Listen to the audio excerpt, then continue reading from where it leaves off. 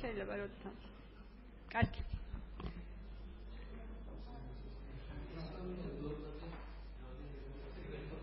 ბოდიში ხო? ხო, საკმარისია მგონი ეს.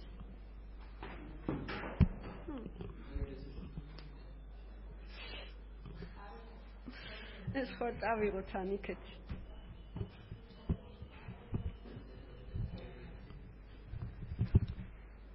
მადლობა. იდეალურია, მადლობა. მოგესალმებით.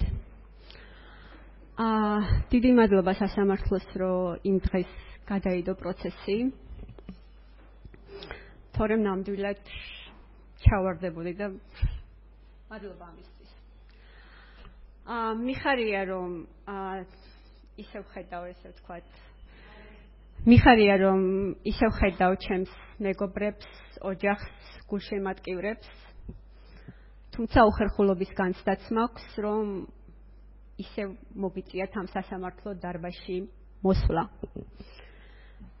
არ ვიცი, ერთხელ მახსოვს პროცესზე, თქვი რომ სხდომიდან სხდომამდე ისე ვითარდება პროცესები გარეთ მეთქი, რომ აი ჩემს პატიმრობაზე და ჩემს საქმეზე ვერ კონცენტრირდები მეთქი. ასეა ამ შემთხვევაშიც. 4 აგვისტო მონიშნული მქონდა, როგორც თარიღი, როცა ნინო დათაშვილი, აქტივისტი, ესე ვთქვათ, სინდისის პატიმარი, მარტოხელა დედა, მისი აკვეთი ღონისძიების შეცვლაზე უნდა ემსჯელა სასამართლოს. ნინო იმ პენიტენციურ დაწესებულებაშია, სადაც მე ვარ. თუმცა ჩვენ ისეთ იზოლირებულ პირობებში ვართ, შემთხვევითაც კი ვერ გადავეყრებით ერთმანეთს. მას სოლიდარობის ნიშნად წიგნის კი ვერ შეუგზავნე. თვეზე მეტია ჩემს საკანშია მარიო ვარგას ლიოსას ვაცის ნადიმი წარწერით. ნინო გამაგრდი, მარტო არ ხარ. მას შემდეგ რაც გავიგე, რომ პროკურატურა ნინოს ფსიქიატრიულში გამოკეტვას უპირებს, აი სრულიად ჩამოვიშალე. მიჭირს გავიხსენო მორალისგან ასეთი დაცლილი გარემო კიდევ როდის იყო. შემდეგ გამახსენდა ნინოს სიტყვები. მე მსხვერპლი არ ვარ. და დალაგდა ყველაფერი. აზრის სიცხადე დავიბრუნე, ჯერა ნინო ამ გამოწვევასაც გაუმკლავდება და რეჟიმით საკადრის პასუხს მიიღებს. ისე ბატონო პროკურორებო, ბრაზის და უსამართლობის გამო ზოგჯერ მეც ამიწყლიანდება, მიცემდება თვალები. ხმაში ბზარიც მიჩნდება. რა ვიცი, ენაცნებდება ზოგჯერ და სიტყვებსაც ვერ პოულობ.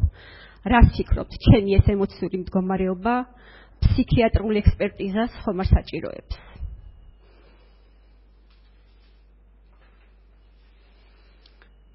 ჩემ საბოლოო სიტყვაში სათქმელი ბევრი საკითხი დათაშვილის ფაქტის გამო უმნიშვნელო გახდა. ძალიან მინდოდა მესაუბრა ნეტგაზეთის და ბათუმელების მისიაზე, მიუკერძოებლობაზე. თან აი ბატონი პროკურორი პასუხისმგებლიან ჟურნალისტიკაზე მიმითითებდა. და მისთვის რამდენიმე, ანუ თქვენთვის ბატონო თორნიკე, რამდენიმე მაგალითიც მქონდა, როცა აკრძალულ ადგილას გადაღებულ ფოტოს, დამალული ინფორმაციის და მავნე პრაქტიკის გასაჯაროებას საზოგადოებისთვის რა სიკეთე მოაქვს. ჩვენი გამოძიებების მაგალითები მქონდა. ამ გამოძიებების საფუძველზე კანონში ცვლილებებით შესულა და კონკრეტული მოქალაქეების სიცოცხლეს გადარჩენილა. არ ვიცი, ძალიან მინდოდა დღეს უფრო ვცლად სოლიდარობის ნიშნულობაზე და რუსული კანონის მავნებლობაზე. იმ კანონის მავნებლობაზე მელაპარაკა, რომელსაც რუსულს ვეძახით და მართლაც რუსულია. თუმცა დღეს ძალიან მოკლედ მხოლოდ იმ საკითხებს გაგიზიარებთ, რომელზეც რამე აუცილებლად და მხოლოდ მე უნდა ვთქვა. საქმის ანართლებელ ნაწილზე ადვოკატებმა სრულყოფილად და ამომწურავად იპასუხეს, ისაუბრეს. და ვფიქრობ, სასამართლოსაც და საზოგადოებასაც ამის დანაკლისი არ აქვს. არ უნდა გქონდეთ ყოველ შემთხვევაში. პირველი რაზეც საბლო სიტყვის ფორმატში მინდა ვისაუბრო, ეს პროკურატურის მხრიდან შემოთავაზებული საპროცესო გარიგება. იქ სადაც მე 7 თვეა უკანონოდ გამოკეტილი ვარ. ბევრისთვის საპროცესო გარიგება ნამდვილად სახელმწიფოს მხრიდან გადადგმული ჰუმანური ნაბიჯია. აი ვერასდროს დავივიწყებ იმ პატარა გოგოს ტირილს დედამ ენატრება დედასთან მინდა, რომლის ხმაც ჩემს საკანშიც აღწევდა. როცა გავიგე, რომ ამ გოგოს მშობლები პროკურატურასთან საპროცესო გარიგებას აწარმოებდნენ, აი ძალიან გამიხარდა. არ დაგიმალავთ. ჩემ შემთხვევაში ასე არ არის. პირიქითაა. აი ყოველგვარი გადაჭარბების გარეშე ცოცხლად დამარხვის ტოლფასია. შემოთავაზებაც კი ძალიან შეურაცხყოფელი იყო ჩემთვის. მოკლედ ახალს ვერაფერს ვიტყვი. პროკურორებმა, ადვოკატებმა ჩემი პოზიცია უკვე გაახმოვანეს, რომ არა და ვერ მოვაწერ ხელს ამ საპროცესო გარიგებას. იმ მარტივი მიზეზის გამო, რომ რაც მოხდა, ის არ იყო თავდასხმა.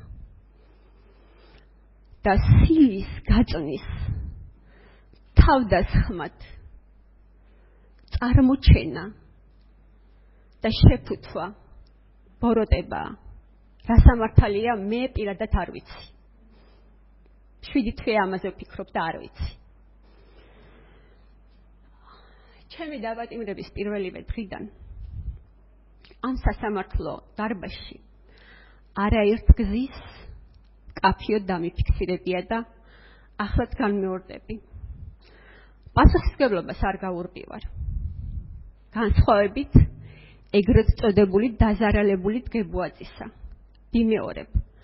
პასუხისმგებლობას არ გაურბივარ და მგონია კანონში არსებობს ჩემი ქმედების სილის გაწნის პასუხისმგებლობისთვის ადეკვატური მუხლი. არ ვიცი.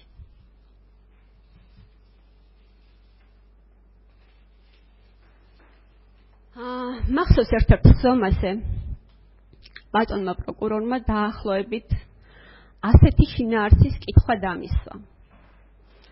ჩვენი ბრალდების კვალიფიკაციას თუ არ ეთანხმებით, გვიხარით მაშინ რომელი მუხლი გერგებაო.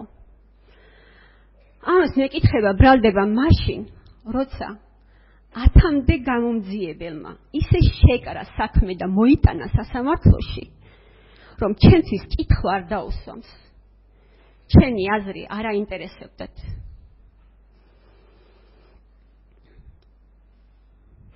დარწმუნებული ვარ, თავის დროზე გამომძიებლებს პროფესიული კითხვები რომ დაესვათ. მიუკერძოებელი გამოძიება რომ ჩაეტარებინათ.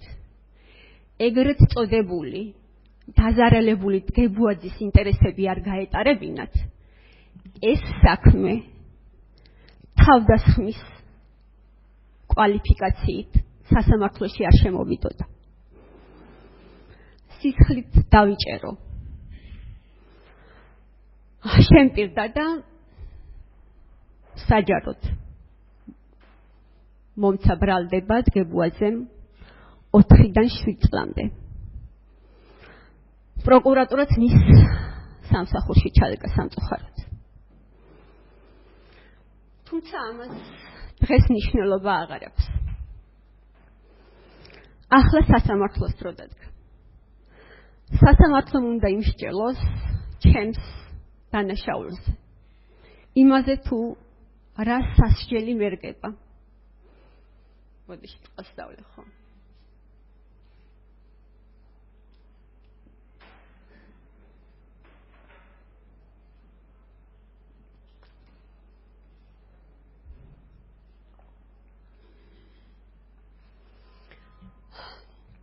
ოღონდ ერთი რამ გარდაუვალია. ეს განაჩენი მარტო ჩემი სასჯელი არ იქნება. ეს იქნება თქვენი სასჯელის ბატონო პროკურორებო. და ეს იქნება ყველა იმ პირის პროფესიული სასჯელი, რომელიც სახელმწიფოს მხრიდან ჩართული იყო ამ საქმეში.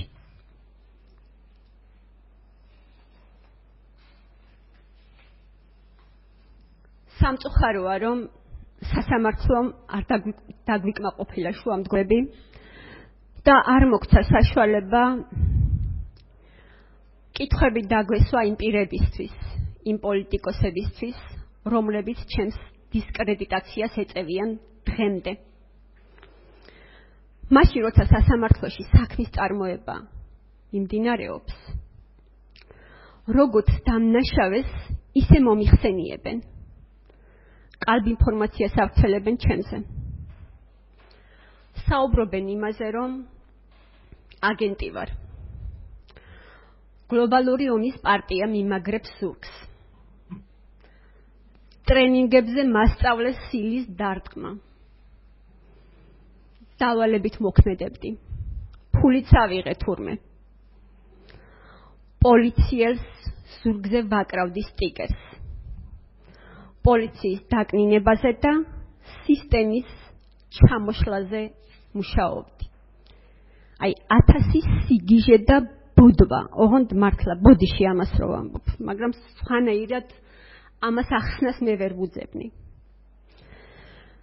არ გეგონოთ ამას შემთხვევითი პირები ამბობენ ქალბატონო მოსამართლევ. ისინი ძალაუფლებაში არიან და მართლ პოლიტიკურ გუნდს წარმოადგენენ. წინა სასამართლო პროცესზე გავიმეორე, თქვი და ახლაც გავიმეორებ, რომ განსაკუთრებით აქტიურობს ქართული ოცნების პრემიერ-მინისტრი ირაკლი კობახიძე. ამიტომაც მას მინდა მივმართო. ბატონო ირაკლი, პოლიციის რეპუტაციის შელახვას დიპსტეიტი არ სჭირდება. თავად იქცევიან ისე, რომ ანადგურებენ საზოგადოების ნდობას. პოლიციის ნდობის კრიზისი მაშინ შეიქმნა და ზარდი გახდა, როცა მათ რიგებში არსებულ მოძალადეებს გადაეფარეთ და არ დასაჯეთ. არ გამოიძიეთ ისეთი საქმეები, როგორიცაა ჩემს კოლეგებზე, გურამ როგავაზე, მაკაჩიხლაძეზე, შეწირულზე, ქეშელაშვილზე, ბოდიში, ყველას უბრალოდ ვერ ვთვლი, თავდასხმის ფაქტები. ყველას გექნებათ ალბათ ეს ვიდეოები ნანახი. აი თავდასხმა რაც არის, აი რასაც უკეთებენ მაკაჩიხლაძეს, გურამ როგავას, შეწირულს, ეს არის თავდასხმა. მშვიდობიანი აქციის მონაწილეებს, იმ პირებს, რომლებსაც თავზე გადაახიეთ კონსტიტუცია და უთხარით, რომ თქვენი მომავალი ევროპაში არ არისო, თავპირი დაულეწეთ ამ ახალგაზრდებს, დააკავეთ და შემდეგ მარშრუტკებში სცემეთ. არც ეს საქმეები გამოიძიეთ.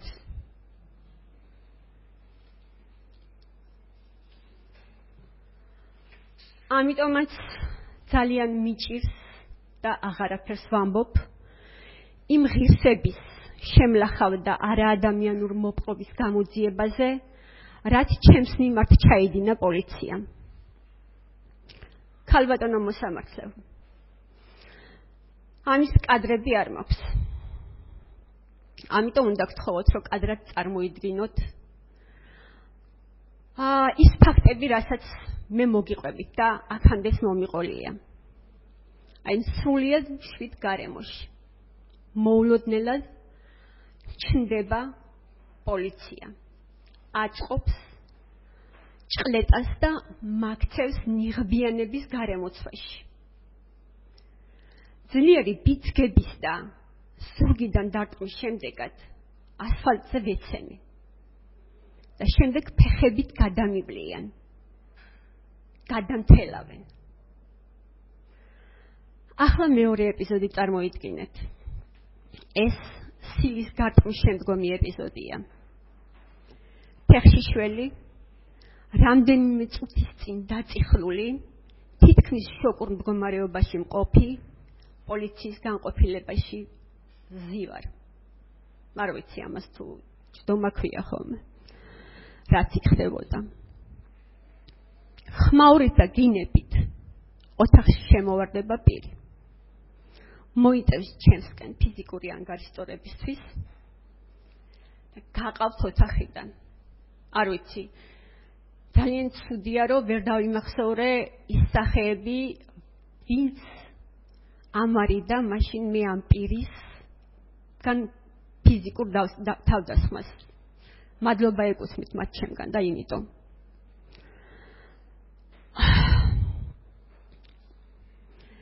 ეს შემოვარდნები, თავზე დადგომები, გინებები 2-3 მეორდება და ყოველი მომდევნო შემოვარდნა იმაზე უფრო შეურად მყოფელი და აუტანელია, ვიდრე იყო პირველი. ერთ-ერთი ასეთი ბოლო შემოვარდნის დროს, როცა ჩემთან ახლოს მოვიდა, ვიგრძენით და თავი ავწია, შემაფურთხა სახეში. შემდეგ თავის თანამშრომლებს უთხრა, რომ წყალი არ მოიწოდებინათ და არც საპირფაშოში გავეყვანა. აი ვერასდროს ვერ წარმოვიდგენდი, რომ ვიტყოდი ამას, რომ აი გავიმეორებდი იმას, როგორ მეუბნებიან. მე აი ესე საჯაროდ გავიმეორებდი, რომ ჩაიფსას, არ გაიყვანოთ. ძალიან მინდა ეს კადრად წარმოვიდგინოთ. ეს პირი ეგრეთ წოდებული დაზარალებული ირაკლი დგებუაძე იყო. ამის შემდეგ დამცირება, ოღონდ სხვა ფორმით მისმა თანამშრომლებმა გააგრძელეს, ხელბორტილები დამადეს, ოღონდ ზურგს უკან შემიკრეს. და მახსოვს, აი ვივამეთში როცა ვიყავი, ტელევიზიით აჩვენეს კადრი, ტერორისტის ბრალდებით დააკავეს პირი და როგორც ჩანს საჩვენებელი კადრი იყო და აი წინხელები შეუკრეს, ბრალდება უთხრეს, აი ისეთი, რომ ინატრებ, რომ ესე დაგაკავონ. ამას იმიტომ ვამბობ, რომ წარმოიდგინოთ, რომ ეს ნორმა არ არის. მათაც არ მიაჩნიათ ეს ნორმა, თორე საჩვენებელ კადრებს რო გამოიტანდნენ, როგორც მე მომექცნენ, ისე მოიქცეოდნენ იქაც. ბოდიში.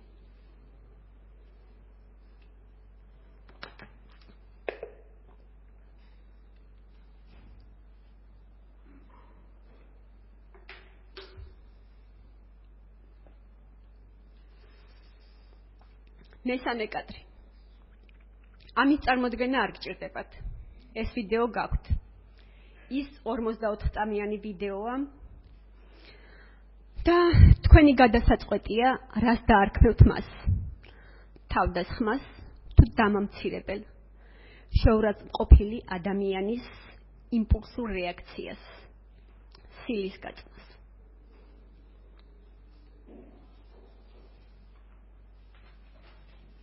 ქალბატონო მოსამართლე. ბრალდების შეფასებისას არ გთხოვთ გაითვალისწინოთ ის, რომ ქალი ვარ. ბატონმა პროკურორმა აღნიშნა ერთ-ერთ რაღაც პრეცედენტის განხილვისას, რომ ჩვენ რომ ეხლა ეს მივიღოთო სხვა დროს მამაკაცმა რომ გაარტყას ხელიო და ის რომ უფრო ძლიერი აღმოჩნდეს, მაშინ როგორ მოვიქცეთო. ამიტომაც არ გთხოვთ გაითვალისწინოთ ის, რომ ქალი ვარ. შუახნის ასაკში. და ნუც იმას გაითვალისწინებთ სახარბიელო ჯანმრთელობის მდგომარეობა რომ არ მაქვს. ჩემი საქმის სამართლიანობის დასადგენად თქვენივე პიროვნების, თქვენივე პროფესიის პატივისცემა და ჩვენი მტკიცებულებების შესწავლაც კი საკმარისია თქვენი მხრიდან მხოლოდ.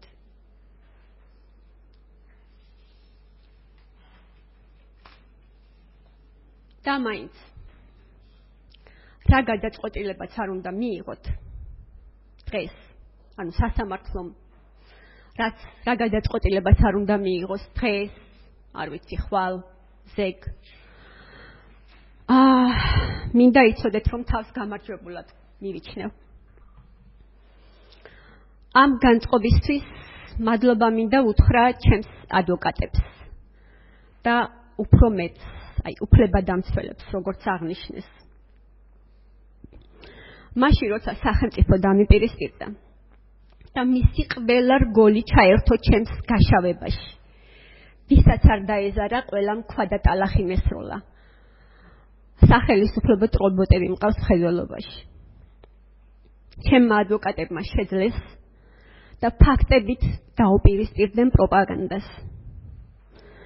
მათ შეძლეს ჩემს სიმართლეზე ამ დარბაზშიც, ამ სასამართლო დარბაზშიც და მის მიღმაც ხმამაღლა არგუმენტებით და მტკიცებულებებით ელაპარაკათ. მათ შეძლეს ადამიანების მიმართ ნდობა შემენარჩუნებინა და მასთან ერთად სამართლიანობისთვის ბრძოლა გამიგრძელებინა. დაიმახსოვრეთ მათი სახელები. დადგება დრო და ისინი ქართული მართლმსაჯულების და კანონის უზენაესობის საყრდენი გახდებიან. ჩემი განსაკუთრებული პატივისცემა მათ.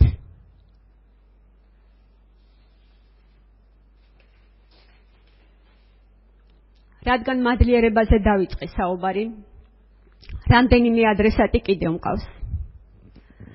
რამდენიმე კი არა, არ ვიცი, უთვალავი ადამიანი იმსახურებს ჩემგან მადლობას. კიდევ ერთი სიცოცხლე რომ მომეცეს, ესეც არ იქნება საკმარისი.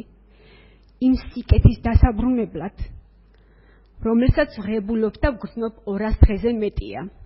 ბოდიში, უბრალოდ.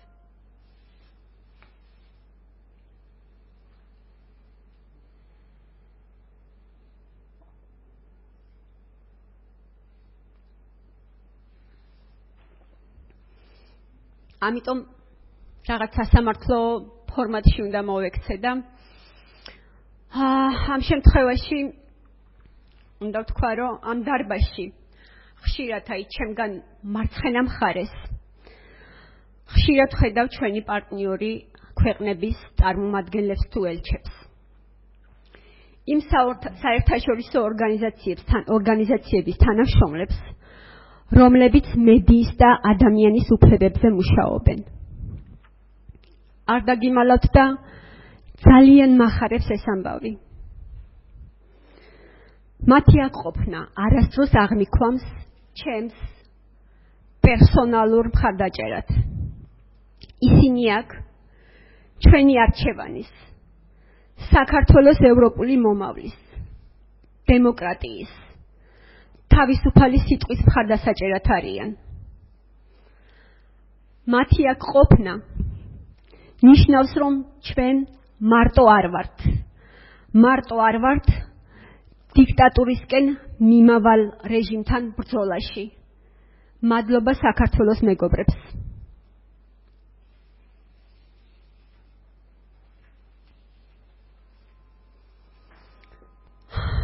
მადლობა ჩემს კოლეგებს, ჟურნალისტებს. მედიაში, კრიტიკულ მედიაში, ოღონდ ამას ხაზს გაუსვამ, მედიაში მომუშავე ყველა პირს, სამოქალაქო სექტორს და თავისუფლებისთვის მებრძოლ ყველა იმ მოქალაქეს, რომელიც წინააღმდეგობის ჯგუფს წარმოადგენს. სადაც არ უნდა იყოთ, გახსოვდეთ, რომ განუზომელი ენერგიის მატარებელია ის ხმა და ძალა, რომელიც თქვენგან მოდის.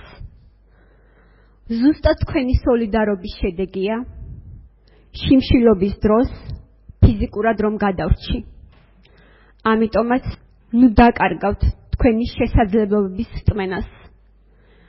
დრო ჯერ კიდევ არის ბრძოლა გამარჯვებამდე.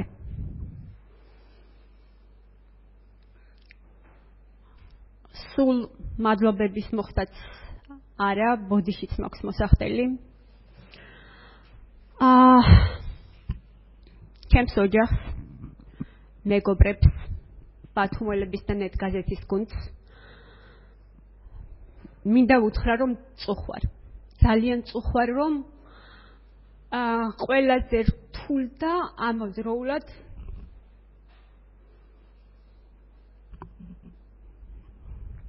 ნიშნულოვან დროს თქვენთან არ ვარ.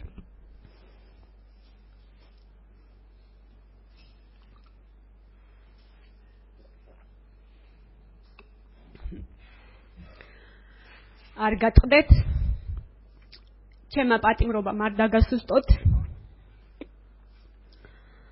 მე თქვენი მჯერა. მჯერა იმის, რომ როგორი მტრული და საფრთხის შემცველი გარემოც არ უნდა გქონდეთ, თქვენი ყველა ნაბიჯი იქნება ღირსეული. იქნება აზრის, სიტყვის და თავისუფლების დაცვისკენ მიმართული. და ბოლოს, თავისუფლება ყველა პოლიტპატიმარს. ჩვენ დამნაშავეები არ ვართ. მადლობა.